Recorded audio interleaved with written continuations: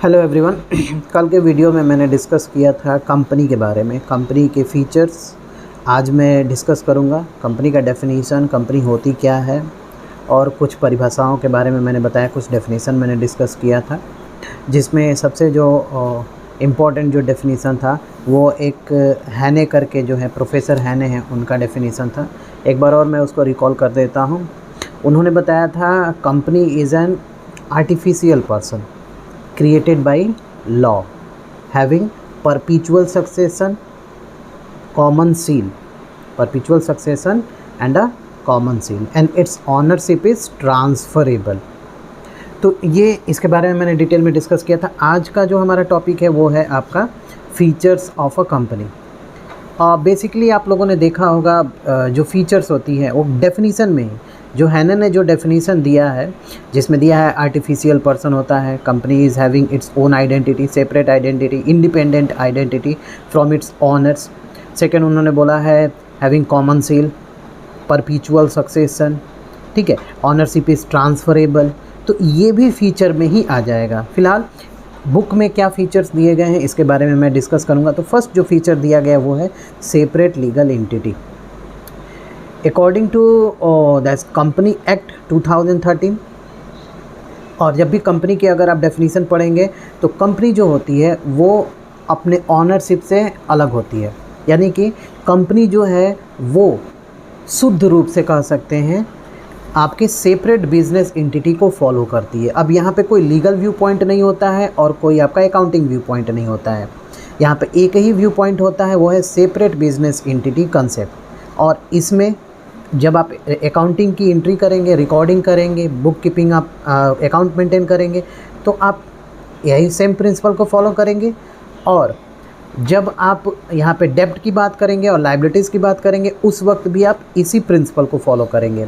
जबकि आप अगर देखें तो पिछला जो आपका old form of business organisation है, जैसे कि आप सोल प्रोप्राइटरशिप को ले लीजिए, आप पार्टनरशिप फॉर्म को ले लीजिए, उसमें जो फॉर्म की जो पार्टनर होते हैं या फिर जो सोल प्रोप्राइटरशिप में जो सोल प्रोप्राइटर होता है, उसकी लायबिलिटी जो होती है अनलिमिटेड होती है। अब अनलिमिटेड होने की वजह से जो भी फर्म का या फिर बिजनेस का डेप्ट होता था वो उन्हीं लोगों को पेड करना पड़ता था। इट मीन्स हम दो पॉइंट ऑफ व्यू वहाँ पे फॉलो करते थे। एक तो अकाउंटिंग व्यू पॉइंट, जिसके अकॉर्डिंग हम ये मान के चलते थे कि ऑनर जो है वो बिज़नेस से अलग है, तभी तो सारी एंट्रियाँ बिज़नेस की बुक में होती थी। और दूसरा view point legal view point होता था, यानी कि जो भी डेप्ट होती थी बिज़नेस की या फिर जो फर्म की डेप्ट होती थी, उसके लिए पार्टनर्स या फिर उसके लिए बिजनेसमैन भी रिस्पॉन्सिबल होता था और उसकी पर्सनल प्रॉपर्टी ली जा सकती थी in case of lack of और इनसफिशिएंट मनी। बट कंपनी के केस में ऐसा नहीं होता है। कंपनी में एक ही कंसेप्ट फॉलो होता है, सेपरेट बिजनेस एंटिटी कंसेप्ट। और ये रीज़न क्यों है? क्योंकि यहाँ पे जो मेंबर होते हैं, यानी कि शेयर होल्डर्स जो होते हैं, जो एक्चुअल शेयर होल्डर ऑनर होते हैं, वो इक्विटी शेयर होल्डर्स होते हैं। वैसे प्रेफरेंस शेयर होल्डर भी ऑनर ही होते हैं, बट उनको उतना राइट्स नहीं होता है जितना कि इक्विटी शेयर होल्डर्स को होता है। ये क्यों होता है, later on we will discuss there. But अभी क्या है, सेपरेट बिजनेस एंटिटी कंसेप्ट है। सेपरेट बिजनेस एंटिटी कंसेप्ट क्या कहता है कि business and businessman both are separated here. Business it means company will hire its own property, hire property of the company by its own name. यानी कि company है जो है, जो भी प्रॉपर्टी है वो अपने नाम से खुद खरीद सकती है, अपने नाम से सारे ट्रांजैक्शन कर सकती है, अपने नाम से किसी थर्ड पार्टी के साथ कॉन्ट्रैक्ट कर सकती है, कोई एग्रीमेंट कर सकती है। यहाँ पे ऑनर के नाम की ज़रूरत नहीं है। क्यों? क्योंकि यहाँ पे बिजनेस और बिजनेसमैन दोनों क्या हैं, सेपरेटेड हैं। किसी भी डेप्ट के केस में या फिर किसी भी प्रॉब्लम के केस में जो क्रेडिटर है, यानी कि जो आउटसाइडर पार्टी है, वो शेयर होल्डर पे केस नहीं करेगा। क्यों? क्योंकि यहाँ पे शेयर होल्डर अलग है, उसकी अलग आइडेंटिटी है, और जो कंपनी है उसकी अलग आइडेंटिटी है। तो कोई भी केस अगर थर्ड पार्टी है तो वो शेयर होल्डर पे ना करके किस पे कर सकता है, कंपनी पे कर सकता है। बट ये जो था ये डीमेरिट था किस केस में, पार्टनरशिप के केस में और सोल प्रोप्राइटरशिप के केस में। वहाँ पे फर्म पे या फिर आपके बिजनेस पे केस नहीं होता था, ऑनर पे केस होता था, क्योंकि दोनों एक ही माने जाते थे डेप्ट के केस में। I am not talking about accounting view point, मैंने कई बार डिस्कस कर दिया ये। तो अब इसमें क्या है, सेपरेट बिजनेस एंटिटी कंसेप्ट में बिजनेस अलग है, ऑनर अलग है। बिजनेस सारी प्रॉपर्टी अपने नाम से खरीदेगी, सारे ट्रांजैक्शन अपने नाम से करेगी, थर्ड पार्टी के साथ कॉन्ट्रैक्ट भी बिजनेस अपने नाम से ही करेगी, यानी कि कंपनी, बिजनेस मीन्स यार कंपनी अपने नाम से करेगी। और ऑनर जो होते हैं, ऑनर केवल क्या होते हैं, यहाँ पे अपने रिप्रेजेंटेटिव को अपॉइंट करते हैं, like a board of directors, members in the board of directors. और जो बोर्ड ऑफ डायरेक्टर्स होते हैं वो कंपनी को ऑपरेट करते हैं, मैनेज करते हैं, पॉलिसी क्रिएट करते हैं behalf of their owner. Owner कौन है, शेयर होल्डर है। तो ये रहा first feature, separate business entity concept. हम आते हैं सेकंड फीचर के बारे में। तो सेकंड फीचर यहाँ पे दिया है परपीचुअल एग्जिस्टेंस। परपीचुअल एग्जिस्टेंस, ये हैने के डेफिनेशन में भी इसके बारे में, परपीचुअल एग्जिस्टेंस के बारे में बताया था। तो यहाँ पे परपीचुअल एग्जिस्टेंस है क्या?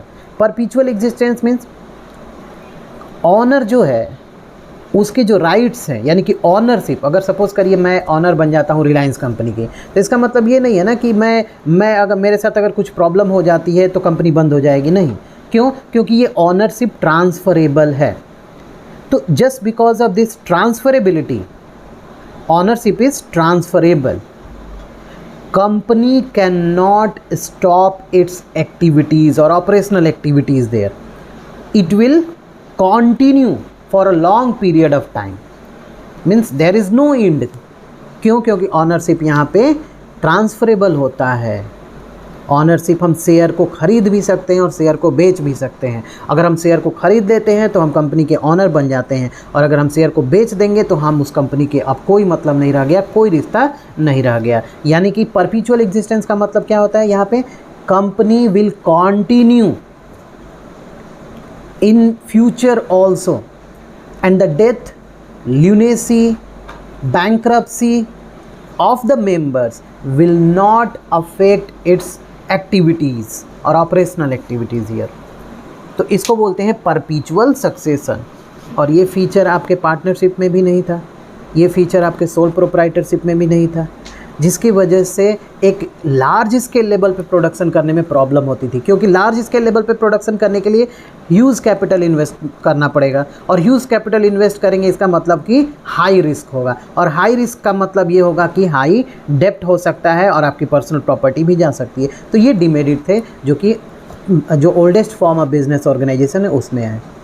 हम कंपनी की बात कर रहे हैं, तो परपीचुअल एग्जिस्टेंस का मतलब मेंबर का डेथ, मेंबर की ल्यूनेसी, मेंबर की बैंक्रप्सी, मेंबर पागल हो गया, दिवालिया हो गया, कुछ भी उसके साथ हो गया, उसकी मृत्यु हो गई, कंपनी उससे बंद नहीं होगी और कंपनी चलती रहेगी हमेशा, जब तक कि वह लॉ के द्वारा उसको वाइंड अप नहीं कर दिया जाता है। क्योंकि ये जो है कंपनी जो है, it is a result of law, it is incorporated by law, so only law is having right there to bring to an end। बंद कर देगा अगर कानून चाहेगा, तब इसका जो लॉ है, जो कंपनी एक्ट है, अगर कंपनी एक्ट चाहे तो इस के राइट्स को क्या कर सकता है, वापस ले सकता है और कंपनी बंद हो सकती है, जो कि ऐसा जल्दी होता नहीं है। कुछ अगर आप फ्रॉड कर देते हैं कंपनी में, या फिर कुछ ऐसी एक्टिविटीज़ कर देते हैं जो कि बियॉन्ड द रूल्स होते हैं, जो कि आप ये आपके डॉक्ट्रिन ऑफ अल्ट्रा वायरस आप देखेंगे, उसमें आर्टिकल्स ऑफ एसोसिएशन के केस में और मेमोरेंडम ऑफ एसोसिएशन के केस में, अगर आप बियॉन्ड द जो पॉलिसी है उसके अकॉर्डिंग नहीं करते हैं और उसके अगेंस्ट में जाकर करते हैं, तो कंपनी बंद हो सकती है। तो अन्यथा कंपनी आपकी चलती रहेगी। यहाँ पे एग्जाम्पल ले सकते हैं, Reliance group of industries. Reliance group of industries जो था वो आपका मुकेश अंबानी तो नहीं बनाया था ना, धीरू भाई अंबानी की क्रिएट किया गया था। अभी भी चल रहा है, मुकेश अंबानी के ज़माने में भी चला। अभी मुकेश अंबानी ने भी अपने बच्चों को उसको राइट्स दे दिया है, तो अब बच्चे चलाएंगे, उनके बच्चे चलाएंगे, यानी कि जनरेशन टू जनरेशन कंपनी चलती रहेगी, कंपनी बंद नहीं होगी। थर्ड हम फीचर के बारे में बात करते हैं, लिमिटेड लाइबिलिटी। कंपनी की जो मेंबर्स होते हैं उनकी जो लाइबिलिटी होती है, उनकी जिम्मेदारी जो होती है वह सीमित होती है, वह उतनी ही होती है जितना कि उन्होंने कैपिटल इन्वेस्ट किया है। सपोज़ अगर मैं किसी कंपनी का शेयर खरीदता हूं और मैं 20,000 कंपनी में इन्वेस्ट करता हूं, भले उस कंपनी की करोड़ों की प्रॉपर्टी और करोड़ों का टर्नओवर होता हो, बट अगर मैं केवल 20,000 इन्वेस्ट करूँगा तो मेरी लाइबिलिटी केवल 20,000 तक की ही होगी। इसका मतलब कंपनी के जो मेंबर होते हैं, जो एक्चुअल ऑनर होते हैं, their liability is limited। तो जब लाइबिलिटी लिमिटेड होगी तो इसका बेनिफिट किसको जाएगा, इसका बेनिफिट मेंबर को जाएगा। उनको उनके इन्वेस्टमेंट पे क्या मिलेगा? रिटर्न, डिविडेंड के रूप में उनको रिटर्न मिलेगा। तो यहाँ पे मेंबर्स जो होते हैं, their liabilities are limited, but that demerit it was also there in case of sole proprietorship and partnership business. Sole trader liability it was unlimited, partners liabilities it was also unlimited, but in case of company business, company's members liabilities are limited there, सीमित होती है। उनकी personal property पे claim कोई भी third party creditor नहीं कर सकता है, या फिर कोई भी थर्ड पार्टी उनकी पर्सनल प्रॉपर्टी पे क्लेम नहीं कर सकता है, जबकि ये बेनिफिट आपके सोल ट्रेडिंग और पार्टनरशिप में नहीं था। फोर्थ पे आते हैं कॉमन सील।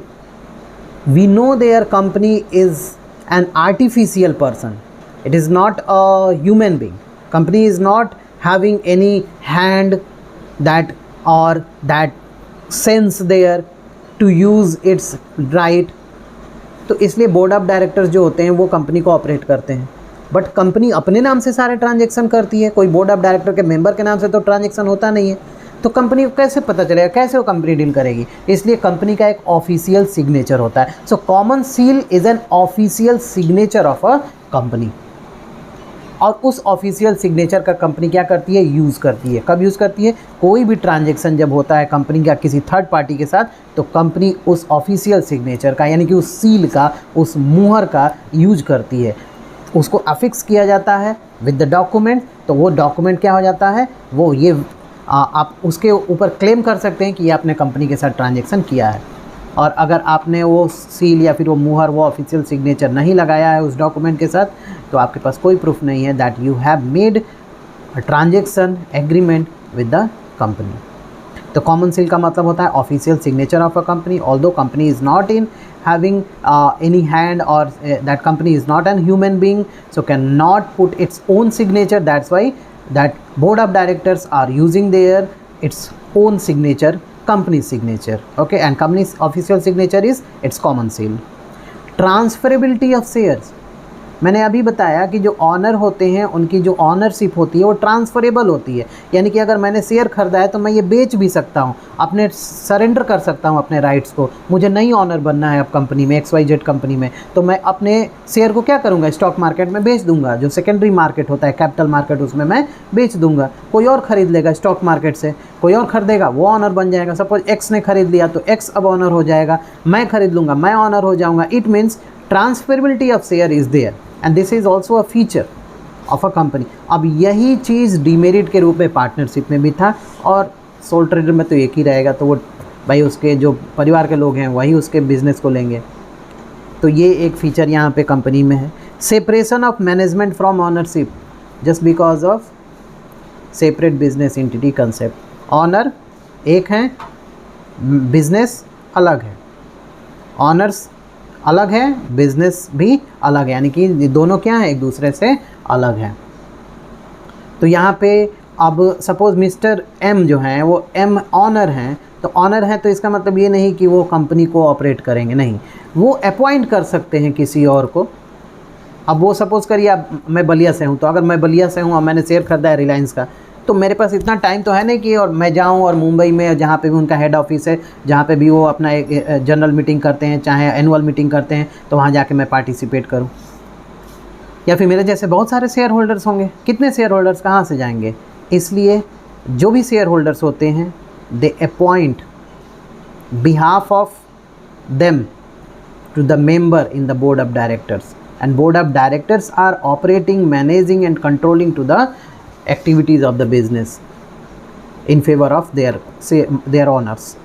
तो जो भी ऑनर होते हैं वो अपने लिए मेंबर अपॉइंट करते हैं जो कि बोर्ड ऑफ डायरेक्टर्स में होते हैं और मेंबर कहलाते हैं, और ये बोर्ड ऑफ डायरेक्टर्स जो होते हैं वो कंपनी की सभी एक्टिविटीज़ को करते हैं, और जितना भी प्रॉफिट होता है ये बोर्ड ऑफ डायरेक्टर्स ये अप्रूव करते हैं कि शेयर होल्डर्स को प्रॉफिट में हिस्सा इस साल देना है कि नहीं देना है। अगर डिसाइड करते हैं कि नहीं देना है तो वो रिटेन कर देंगे, यानी कि उस प्रॉफिट को बिजनेस में ही लगा देंगे, जो लास्ट में रिटर्न के रूप में उन ऑनर को ही जाएगा जिनको डिविडेंड के रूप में प्रॉफिट नहीं मिला था। तो यहाँ पे ऑनरशिप जो होता है और मैनेजमेंट जो होता है वो दोनों क्या होते हैं?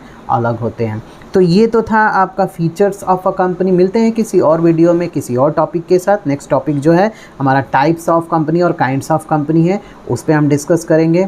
और अभी तक आपने चैनल को सब्सक्राइब नहीं किया है तो चैनल को ज़रूर सब्सक्राइब कर लें, क्योंकि आप लोगों का सहयोग बहुत ज़रूरी है। अगर सहयोग रहेगा तो हम इसी तरह से आगे बढ़ते रहेंगे।